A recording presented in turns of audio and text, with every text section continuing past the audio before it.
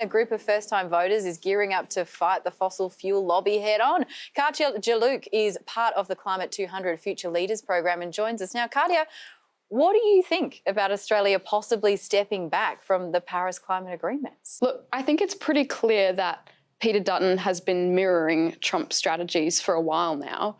They're both leaders who have built their careers on denial and division and challenging scientific consensus. So the Paris Agreement was already a bare minimum commitment. And my generation is expecting climate policies that actually match the science. So part of the opposition's climate pitch is a nuclear power industry in Australia. Is that something you'd support? I think the whole nuclear plan just sort of reveals how the fossil fuel industry operates. Australia already runs on 40% renewable energy because it is the cleanest and fastest and cheapest option for us. CSIRO have told us that nuclear energy will take until 2040 and that it'll be the most expensive form of electricity generation for us. So it's pretty clear what's happening here. It's a classic fossil fuel lobby tactic. They're proposing expensive, complicated alternatives to keep us hooked on coal and gas for as long as possible.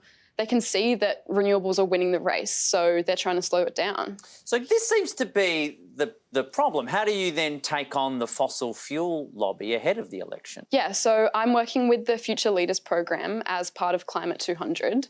We're 10 people from across Australia from different backgrounds, but we're all united by our dissatisfaction with our current political system. So we've established our Future Fund, which is a direct challenge to the fossil fuel lobby.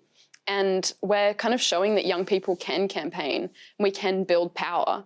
And the feedback we're receiving has just been phenomenal. I mean, I had one lady on the phone the other day pick up her card and donate while she was breastfeeding. So people are pretty committed to this. Katya, I've got to be honest, listening to you speaking so eloquently, and at 17, my only concern was winning Super Mario Brothers on Super Nintendo, which is probably a sentence you don't even understand. But have you always been so passionate about this?